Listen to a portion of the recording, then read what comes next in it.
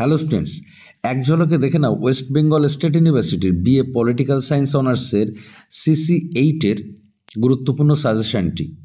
প্রথমে তোমরা দেখে নাও 5 নম্বরের প্রশ্নের জন্য গুরুত্বপূর্ণ প্রশ্নগুলি।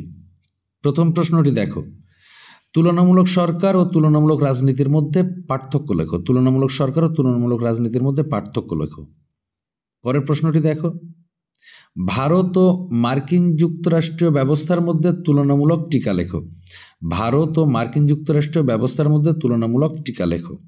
পরের প্রশ্নটি দেখো, সাবেকীয় নব্য প্রাতিষ্ঠানিকতাবাদের পার্থক্য লেখো। সাবেকীয় নব্য প্রাতিষ্ঠানিকতাবাদের পার্থক্য লেখো। পরের প্রশ্নটি দেখো, তুলনামূলক রাজনীতিতে রাজনৈতিক সংস্কৃতির ভূমিকা আলোচনা করো। তুলনামূলক রাজনীতিতে রাজনৈতিক সংস্কৃতির ভূমিকা আলোচনা করো। পরের প্রশ্নটি দেখো, আধুনিক জাতিরাষ্ট্রের উৎস বর্ণনা করো। আধুনিক জাতিরাষ্ট্রের উৎস বর্ণনা করো। পরের প্রশ্নটি দেখো, যুক্তরাষ্ট্র ও রাষ্ট্র সমবায়ের মধ্যে পার্থক্য নির্দেশ করো। যুক্তরাষ্ট্র ও রাষ্ট্র সমবায়ের মধ্যে পার্থক্য নির্দেশ করো। পরের প্রশ্নটি দেখো, চীনের দল ব্যবস্থার প্রকৃতি আলোচনা করো। 1982 সালের চীনের দল ব্যবস্থার প্রকৃতি আলোচনা করো। পরের প্রশ্নটি দেখো, ভারতের দল ব্যবস্থার উদ্ভব আলোচনা করো। ভারতের দল ব্যবস্থার উদ্ভব আলোচনা করো। পরের প্রশ্নটি দেখো, ভারতের দল ব্যবস্থার বৈশিষ্ট্য আলোচনা করো। ভারতের দল ব্যবস্থার বৈশিষ্ট্য আলোচনা করো। এবার দেখো লাস্ট প্রশ্ন, মার্কিন দল ব্যবস্থার বৈশিষ্ট্য আলোচনা করো। মার্কিন দল ব্যবস্থার বৈশিষ্ট্য আলোচনা করো। তো এই হলো তোমাদের জন্য 5 নম্বরের প্রশ্নের জন্য গুরুত্বপূর্ণ 10টি প্রশ্ন। এখান থেকে আশা করি 100% তোমরা কমন পেয়ে যাবে।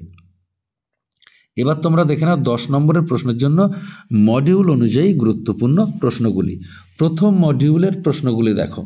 প্রথম প্রশ্নটা দেখো, তুলনামূলক রাজনীতির সংজ্ঞা লেখো এবং তুলনামূলক রাজনীতির বিকাশ ও বৈশিষ্ট্য আলোচনা করো। তুলনামূলক রাজনীতির সংজ্ঞা, বিকাশ ও বৈশিষ্ট্য আলোচনা করো। পরের প্রশ্নটি দেখো, তুলনামূলক পাঠের বিভিন্ন দৃষ্টিভঙ্গি আলোচনা করো। তুলনামূলক পাঠের বিভিন্ন দৃষ্টিভঙ্গি আলোচনা করো।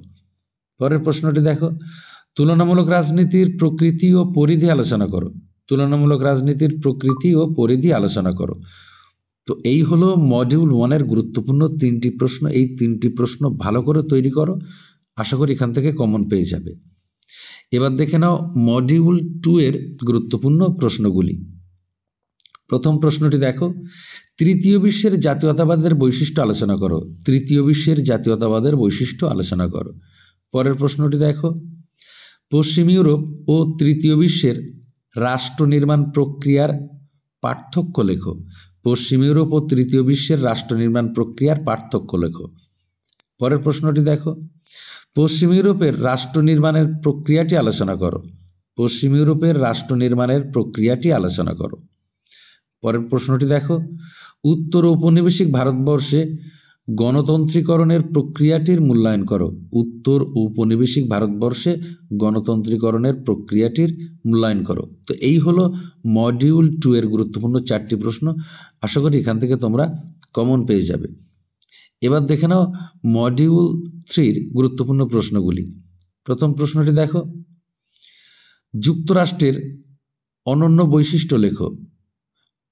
ভারতীয় যুক্তরাষ্ট্রের কাঠামো আলোচনা করো। যুক্তরাষ্ট্রের অনন্য বৈশিষ্ট্য লেখো এবং ভারতীয় যুক্তরাষ্ট্রের কাঠামো আলোচনা করো। দ্বিতীয় প্রশ্নটি দেখো, ব্রিটেন ও মার্কিন দল ব্যবস্থার তুলনামূলক আলোচনা করো। মোস্ট ইম্পর্টেন্ট, ব্রিটেন ও মার্কিন দল ব্যবস্থার তুলনামূলক আলোচনা করো। পরের প্রশ্নটি দেখো, ব্রিটেন ও চীনের দল ব্যবস্থার তুলনামূলক আলোচনা করো। ব্রিটেন ও চীনের দল ব্যবস্থার তুলনামূলক আলোচনা করো।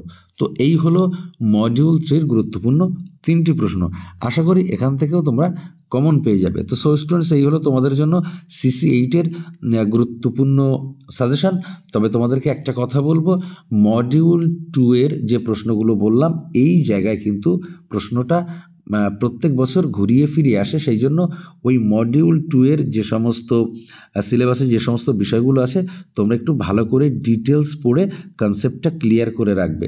তাহলে প্রশ্ন যতই ঘুরিয়ে দিক, তোমরা কিন্তু সঠিকভাবে অ্যান্সার লিখতে পারবে। না হলে বাকিটা আশা করি এখান থেকে সমস্তটাই তোমরা কমন পেয়ে যাবে। তো সকলে ভালো থাকো, সুস্থ থাকো, ধন্যবাদ।